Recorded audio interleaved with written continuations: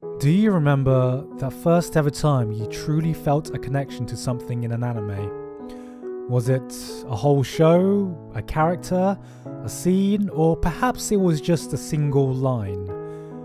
One moment I remember vividly was when my grandmother passed away. It was the first time in my life I really had to grieve, and there were so many emotions I didn't quite know how to process it all. It was then, a few months later, that I got to see Summer Wars for the first time, and it was only then that it truly hit me. Seeing the way this enormous family functioned together, laughed together, cried together under the caring watch of a loving grandma was such an eerie reflection of my family that I held dear. It resonated with me so deeply that it actually brought out the emotions I didn't quite know how to process before. That was the moment for me. The moment when you weren't just watching someone else's story on screen, you were living it. You had lived it. You wanted to live it. Part of it resonated with a fibre of your being, and for a moment you felt a personal connection, not to some person, but something intangible that you were watching. After I felt that for the first time, anime ceased being something that could just entertain me, but something that could also connect with me on an unspoken level that no person had ever done before.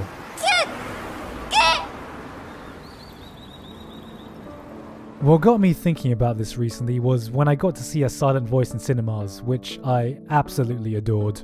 It's rare to see something that feels so intimate and familiar, yet tackling very difficult issues in such a grounded and personal fashion.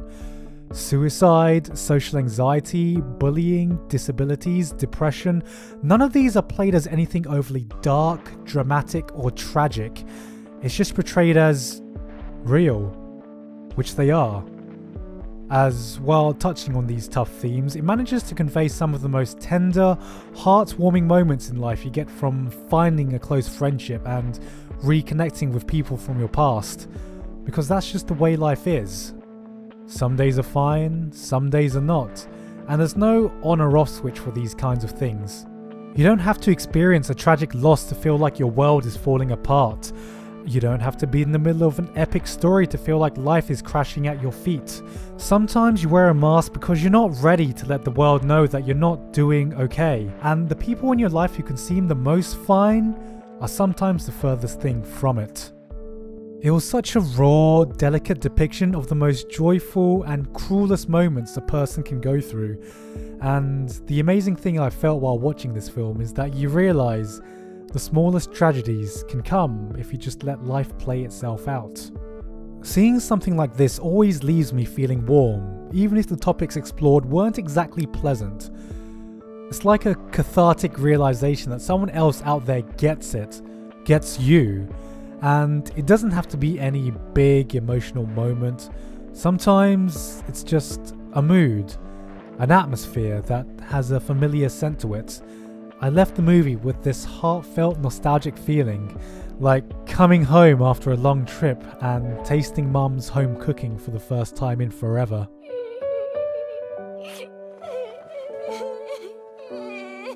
It's this feeling, this connection that I managed to experience more so in anime than I do anywhere else. And it's not just the shows or movies that come out, but also the people surrounding it. I can't tell you the amount of times I've met a person in this community who deals with similar issues that these characters have to live with on a daily basis. No, it's not always dramatic, and no, it's not always the people you think it's going to be, but it is always so very real. And you'd be surprised how a medium can attract so many people with similar issues, thought processes, and experiences growing up that goes beyond just a general interest of animation that comes from Japan. It's like there is something quite different about anime that's hard to put into words, but its appeal manages to attract certain people, and while I can't put down exactly what this is in a few sentences, I will say that no matter how different our tastes are, or varied we are as people, in order to like and appreciate some of the stuff we see coming out of this medium, we all have to be at least a little bit weird, whatever that means. If someone were to ask me what my ultimate goals are with the videos I put out, people may think it's to entertain or to be funny, but in all honesty, it's to connect. Connect with a friend, connect with a stranger, connect with someone I know, connect with someone I want to know, connect with all sorts of people from all walks of life in places I would never be able to reach in my lifetime. connect with you, and sometimes even connect with myself. Because that's the biggest thing that draws me to anime. Of course, when I talk about a connection, it's not always something you can relate to. A series can just as easily speak to the person you want to be, rather than the person you are now, put thoughts you've had on screen that you can never quite vocalize correctly, or taken a subject and made you think about it in a totally different light.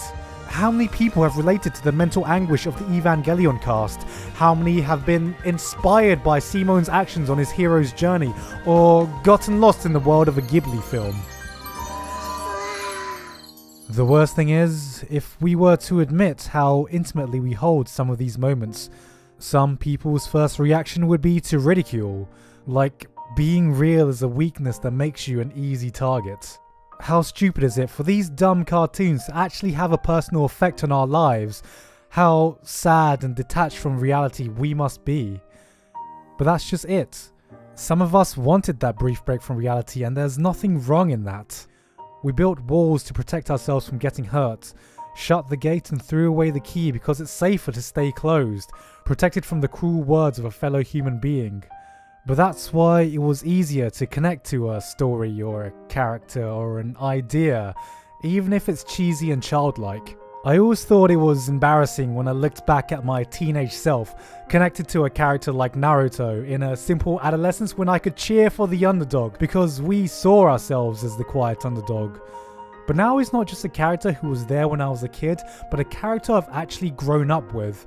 And as we grew older and learned that the world wasn't just a simple battle of good and evil, geniuses versus hard workers, I never stopped yearning for this same connection I felt as a kid. The more people I've met in this community, the more I've realized that we've all found something that resonated on a deep personal level, and in doing so, it's given us an opportunity to connect with each other, which I couldn't be more thankful for now that I found the friends I never did in my teenage years, when these animations were my closest connection.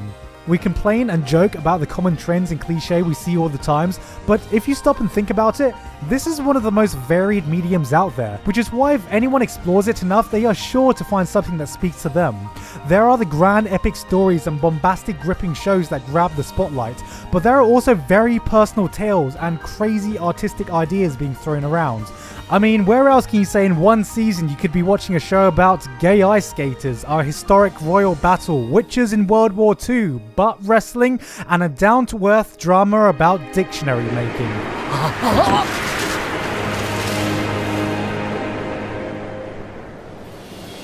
It's not always about writing the perfect story or getting critical recognition.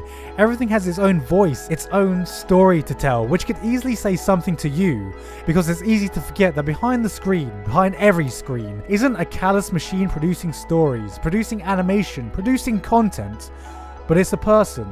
Someone with their own thoughts, ideas and emotions they want to express. Like you. Like me. So look, if I had to sum up whatever points I was trying to make, we all go through this strange love-hate relationship with anime as fans, but beyond that, anime hasn't only been there as entertainment. It's given me the friends I could never find growing up, kept me company when I needed a distraction from life, guided me through some of my hardest times, resonated with all sorts of aspects of myself, brought a community together that I genuinely love, and it continually gives me the chance to meet and connect with new and amazing people that I never would have met otherwise. And when I think about it like that, it's quite amazing really, and I hope to God it's done something similar for you too, as you shouldn't be ashamed to admit that. Because, for me at least, that really is.